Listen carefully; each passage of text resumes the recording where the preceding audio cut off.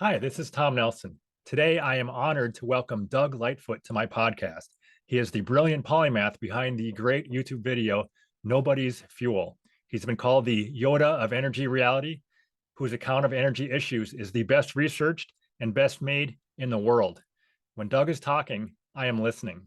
This is a slide I prepared a few years ago, and it's still quite valid. And if you look along the side here, it says it's a natural background radiation. So the amount of radiation that any particular person has depends where they live. Okay. If you look here at the bottom, if you live in San Francisco or the Gulf States, it's 1.2 millisieverts a year. And the world average is 24. Some of the Rocky Mountain states, if you live in Denver, Colorado, you have 6 to 12 millisieverts a year. Okay. Sweden is up to 18. If you go right up here to Ramsar, Iran, it's up to 700 millisieverts a year. And people are just as healthy there as they are to any place else. And I'll just point out that while I'm up here, that U.S. nuclear workers have an allowance of 50 millisieverts a year, and they're as healthy as anybody else. Now, when Chernobyl exploded, the background radiation was the same as this dashed line. It got up to 1.6 millisieverts above that, and that's when they evacuated everybody. And so you can see that they were overly cautious because they didn't know what was going on.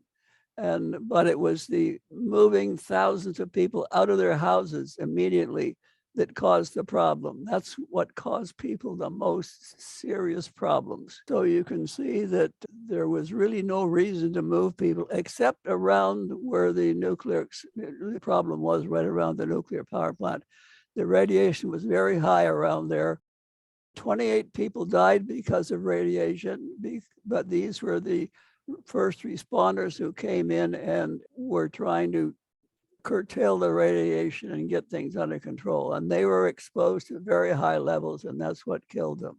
Okay, so you can see that where you live in the world depends how much background radiation you always have.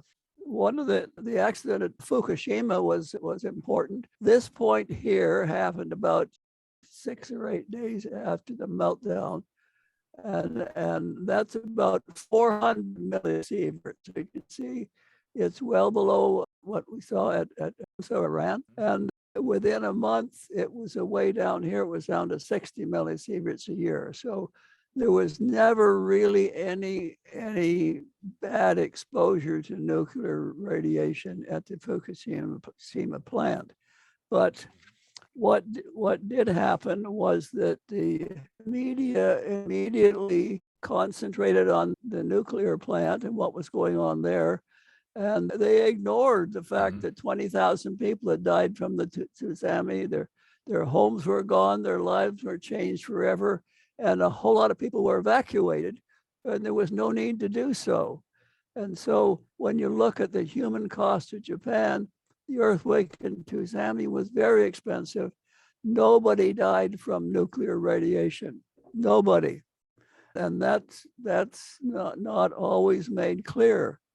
The radiation was not a problem. Now, people have to realize that we are immersed in radiation all around us. These are micrograys. They're 1,000 times less than the sieverts we were just talking about, 1,000 times less. So even just sleeping next to someone, you're getting radiated. And near a nuclear plant, you're getting irradiated 0.09 micrograys. Eating one banana is 0.1 micrograys a year. And if you live near the Point Lepreau nuclear power plant in New Brunswick, you're exposed to 1 microgray per year. That's the equivalent to eating 10 bananas. So really, there's no problem. Now, if you're living near a coal plant 80 kilometers away, you get some radiation because there's a lot of not a lot, but there's some uranium in coal, and that's why you get some radiation from it. Now, living on the Colorado Plateau, like in Denver, Colorado, each day you get 1.2 micrograys per year.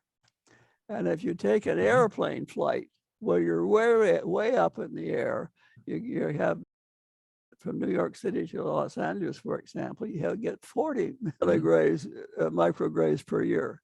So we're immersed in radiation, everything we do.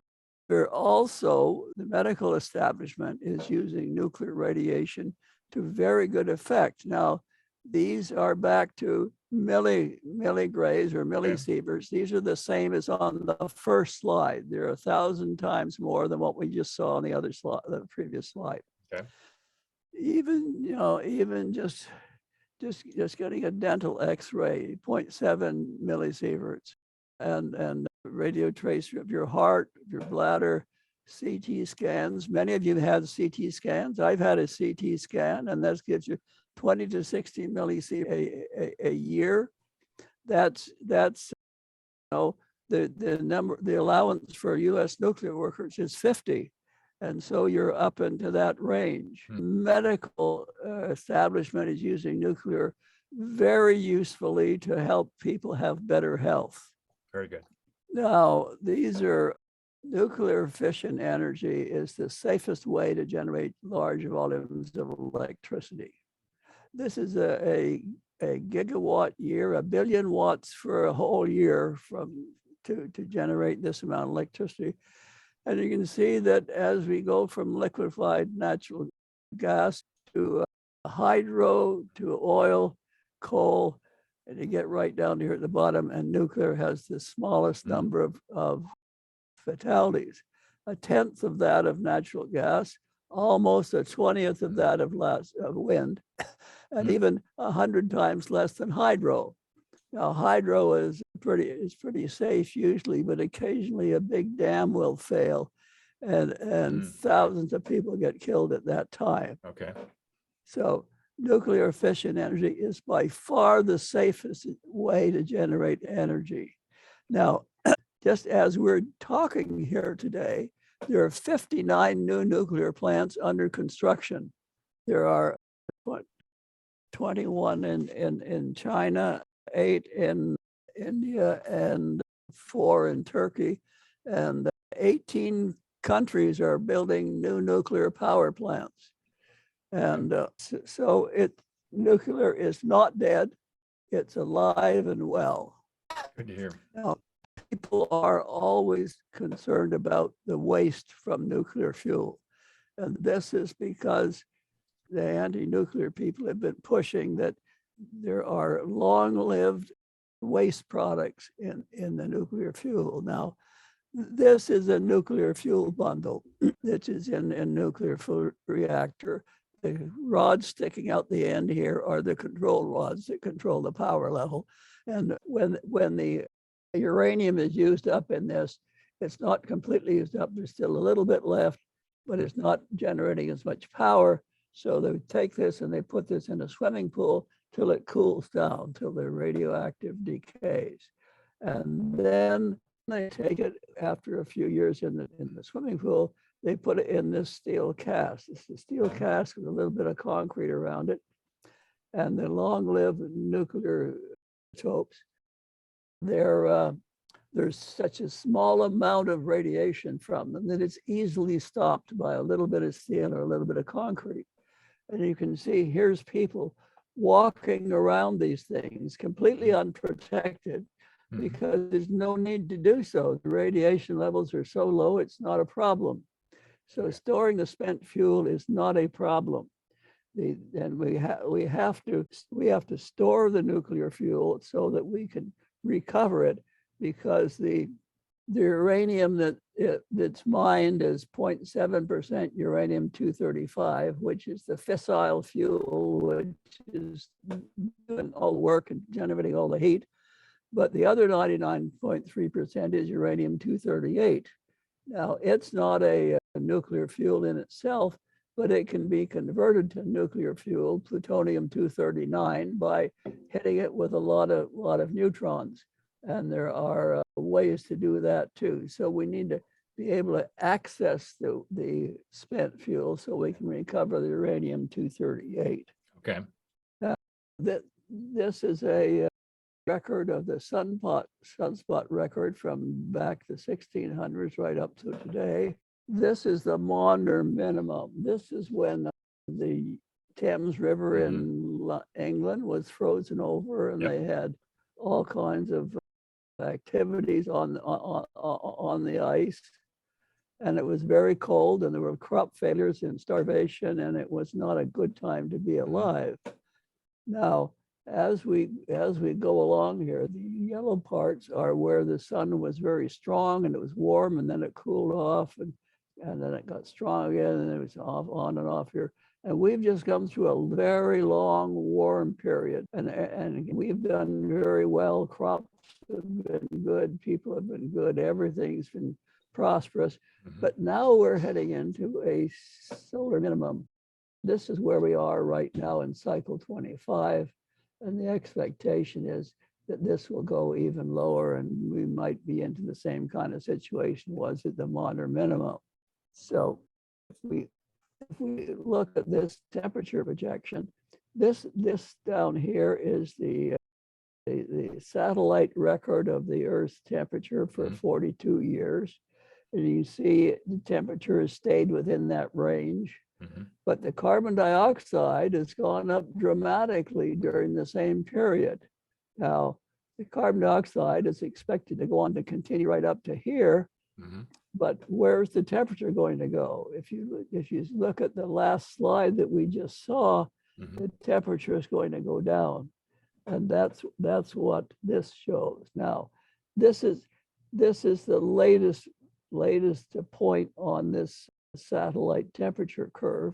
It's up here, and right now we've got a lot of, in the northern hemisphere there's a lot of high temperatures, and in the southern hemisphere there's a lot of very low temperatures. So once that switches and we get the winter, maybe we're going to be very cold too. So anyways, there's no indication that this temperature is going to go up to this emergency level that the IPC is claiming. It's in 2030, they expect it'll be up to about here, but in 2030, it's probably going to be down around here somewhere. Anyways, we'll see what's happening, but we're in cycle number 25 now, and by another couple of years, we'll know whether or not cycle 25 is higher than cycle 24 or whether it's lower. And we're heading into this lower part down here. Okay. So it's the sun that has control of the Earth's temperature. That's pretty clear. If you look at this, the sun, the yellow part, has control of the Earth's temperature, and so the red parts are the cool part. Okay. Now, this is real data. This is the number of liters of gasoline. It's a measure of the carbon dioxide content. And this is income per person. And you can see the higher your use of the higher your consumption of gasoline or consumption of CO2 is, the better off you are in terms of income per person. Canada and the US are way up here, and these are and so some people are saying we've got to lower this. You have to get down this. So what that's going to do is move us all down into this area. We're going to have much less income. We'll be much worse off if we start cutting back on carbon dioxide. Now, this is real stuff. I took I made this chart out of real data that I was able to obtain. Now, this is what income per person means. It's not just money in your pocket. It's clean water and air, safe and abundant food, sanitation, environmental protection. And it goes all the way down through all of these. And the bottom one here is transportation, cars, trucks, trains, ships, airplanes, roads, and so on. Now, if we start reducing our consumption of fossil fuels, the first thing that's going to get hit is clean water and air, safe and abundant food. We're going to have food shortages.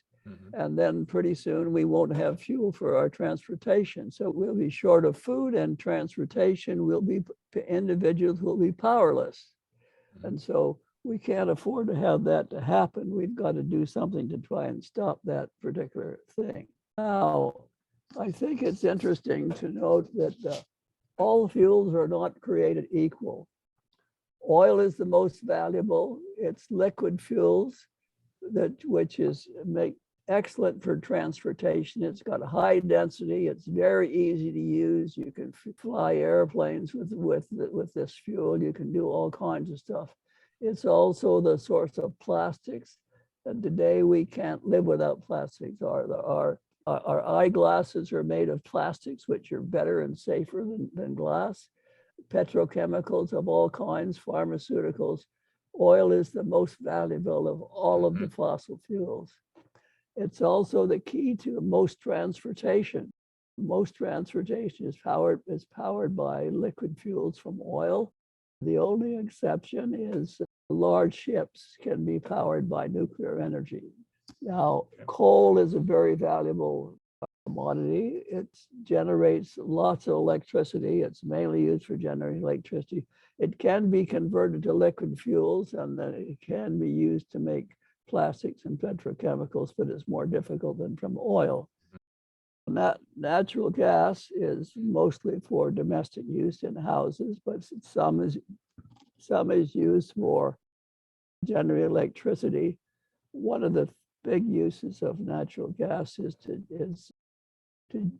convert the CH4 to hydrogen, and then you make ammonia, and that's nitrogen fertilizer. One of the limitations of agriculture is nitrogen fertilizer. It's one of the things that's helped us to feed the people of the world. Now, wind and solar, they only generate electricity and only sometimes. They're very costly. You may hear a lot of people these days saying wind and solar are the lowest cost energies. And that's only true if you leave out the cost of the backup. But wind and solar are of no use unless you have something to back them up when they're not there, so you can provide continuous electricity to people. So if you leave out the cost of the necessary backup, then they're less expensive. But if you put in the cost of the essential backup, they're much more expensive. Now, nuclear power generates only electricity, but it's the safest and most reliable way to do so.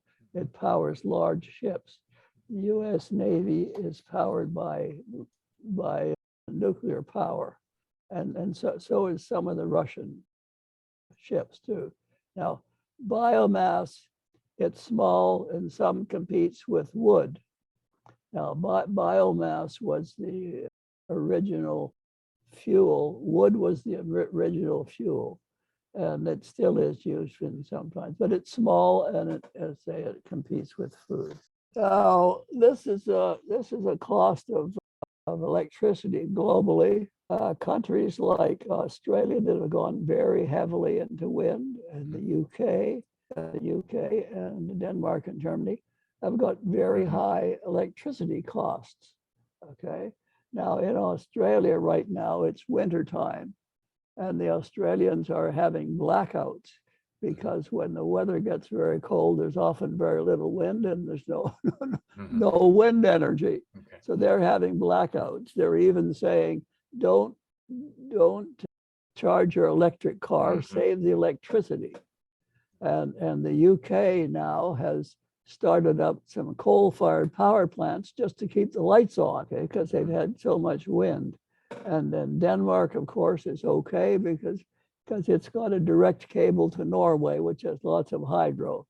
And Germany is in an awful state right now. They're very heavily into wind and solar, and they've been relying heavily on Russia for natural gas, and Russia's cutting that off. So they're in trouble. So wind energy is a very expensive thing, and you can see that I've seen other charts too, where it shows the more wind energy, the higher the cost of electricity. There are some. This carbon dioxide is gas of life. With no carbon dioxide, there'd be no plants, and plants are at the bottom of the food chain for every single living thing. Everything depends on plants for food. Now, there are geologists who are concerned about the level of carbon dioxide has got very low. Right now, when we go into the ice ages, the level of carbon dioxide drops down to 180 parts per million. At 150 parts per million, plants can't grow, they die, okay? So during the ice ages, we come very close to this red line of death, as they call it. But by burning fossil fuels, we've been able to raise it up to where it is today. And then that's been a help. And plants have liked that because we've had greening of the earth. I mean, agriculture production is up anywhere between 15 and 20% because of the increased carbon dioxide in the atmosphere. And so, and some people are saying, oh, we got to get rid of carbon dioxide. We got to sequester it. We've got to put it away where it can never be. We need to put it away where it'll never again be in the atmosphere. But that's hurting plants, and plants are what keep us alive. So this is another reason why we shouldn't be reducing carbon dioxide levels. I did have one follow-up question that people will ask about nuclear. What do you say about the possibility of military attack on nuclear plants? Do you think that is a problem that we need to worry about in terms of danger? Yeah. Military attack on nuclear plants. Now, if it's nuclear power plants in the United States, they're all hard. They have a hard concrete shell around them. Okay. You can fly an airplane into them and nothing's going to happen. Okay. And they've actually done that. Okay. So if it's in the US, it's not a problem. Now, if you're in Russia, for example, or some of the Russian VVER models, and I actually visited one of those in Slovakia. Okay. They don't have that hard thing around them. So people could get to the reactor and blow it up. But now you can see that even if you melted all the fuel, like happened at Fukushima, that the fuel melted out the bottom of the reactor and ended up at the bottom, there was not enough radiation to be a long-term problem. Okay. Yeah. So if you were to break up a VVER model of the Soviet nuclear power plants, you'd get some radiation, but it wouldn't be at a very high level. The thing you have to remember is that it's not possible to have a nuclear explosion in a nuclear power plant. Okay. It's not possible, and the reason that it's not possible is because the concentration of uranium is not high enough. It's only maybe up to 5%. And to get an explosion, a nuclear explosion, you need well over 90%. So it's a long way from ever having a nuclear explosion. But you can get nuclear radiation, but it won't ever be a high enough level to last for very long. What other advice do you have for people then? We want our kids and our grandchildren to flourish in this world and have abundant supplies of energy. Do you think then going into nuclear is very important, nuclear energy? Yes. I worked with my son, Brian, and we wrote a DVD in 2006. It's a DVD. It's over 2 hours long, but it's got a lot of really good stuff in it. It ends up with an energy supply plan. Okay. And the energy supply plan basically says generate all electricity by nuclear energy or hydro, and then save all of the coal, oil, and natural gas for liquid fuels for road and air and off-road transport. Now, the off-road transport is for the farmer who grows your food. Yes. So you need that. Now, save them for that. Now, if we do that, we probably have maybe up to a century of oil to find a solution. Okay. Now, finding replacements for fossil fuels is extremely difficult, very difficult. Yeah. And there's nothing on the horizon. There's nothing in sight. You can't even say, well, if we did so and so, maybe. Okay. What we might be able to do in the long term is make hydrogen by a high temperature splitting process where you use nuclear energy to generate the temperature and get a high temperature splitting process, and you end up with hydrogen and oxygen. You could then take the hydrogen and react it with carbon dioxide, and you can get lots of carbon dioxide by heating up limestone, for example. Okay. And you could make liquid fuels, which you could use for specialized things like flying airplanes.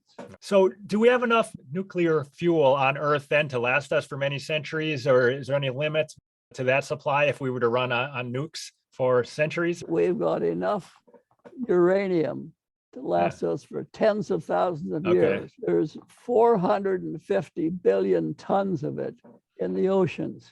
Okay. And we know how to get that out. The Japanese have developed some methods where they can put some materials in the ocean, and as the ocean flows by, the uranium is captured. And so we can get this stuff out. So we got enough for that. And then if the uranium price at $80 a kilogram, there we have a certain amount of it. I've talked with the geologists, and they say, yes, if the price if the price doubled, there'd be more than 10 times as much available commercially. Okay. Yeah. And even if it cost $8,000 a kilogram, then you'd be digging uranium out of your backyard probably. Okay. All Okay. right.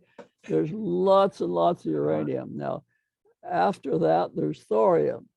Now, thorium is not a fissile material. Thorium is not a nuclear fuel. Thorium has to be converted into a nuclear fuel. It's converted into uranium-133. If you hit it with enough neutrons, it can be made into uranium-133, which is a good fuel, nuclear fuel. It's a good bomb-making material too, but it's a good fuel. Okay. And so when we talk about thorium reactors are really a form of a fast breeder reactor once they get started. But to get a thorium reactor started, you have to have uranium-235 to provide the neutrons to change the thorium into U-238, which will then fission and get enough neutrons to keep the thing going. And that's thorium reactors the molten salt thorium reactors are a long way off. The Chinese are probably doing as much work as anybody on them, and they're saying it's still a long way off because they're just starting to work on it. Okay.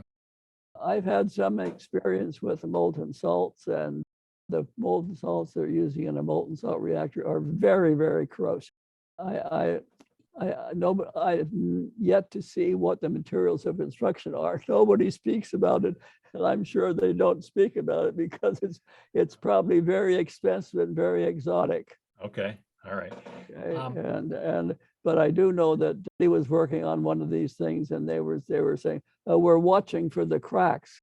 Well, when you're watching for the cracks, then you're not in very good shape. Okay. All right. One other question is, a lot of politicians seem like they are looking at a world in the future where we're running everything on wind turbines and solar panels. Now, I think that is not going to happen, but I just wanted you to, do you think that is ever going to happen? Well, you have to remember that wind and solar only produce electricity. You can't fly airplanes on electricity. You can't large cargo ships, you can't run on electricity. You can run the large cargo ships on nuclear energy, but you can't fly airplanes with nuclear energy because you need too much shielding around the nuclear reactors, and it's just too heavy. So it'll never be that. So when you look at the amount of wind and solar energy, the best places for wind are very far from where people live. Okay, and solar energy is good in some places. The best use of solar energy is to heat hot water. When we were in Turkey, there were hot water heaters over. Everybody had one on their house or the apartment, whatever. And that's good because you heat the water and you can store it. The storage is the key part to making hot water heating work. Okay. But for trying to run the world on electricity from solar, I mean, it's a fool's errand, to put it bluntly. Okay. I do hear hopes, though, of using wind power to somehow to make hydrogen power, or to store up the wind power somehow in super duper batteries, but I don't think that's viable. Do you? Well, yes, I studied a project that the person had a few years ago about using wind energy to provide electricity to electrolytic cells to make hydrogen. Yes. Yeah. And it's a real problem.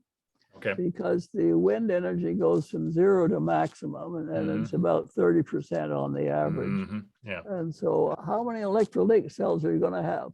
Enough to take care of the full capacity, Okay. Yeah. up to 30%, and half, and you're getting rid of this surplus electricity. Yes. Okay. What are you doing?